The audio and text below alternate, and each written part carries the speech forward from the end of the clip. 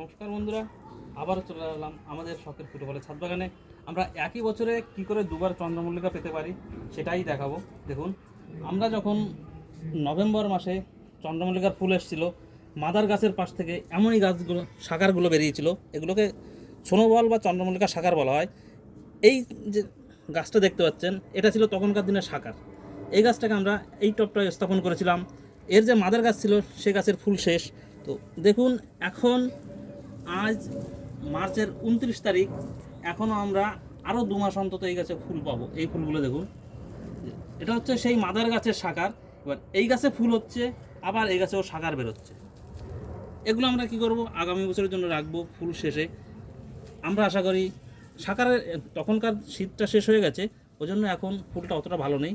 কিন্তু তখন কী হয়েছিল, পুরো টপটা ভর্তি করে সুনোবলটা ভর্তি ছিল, খুব সুন্দর লাগছিল।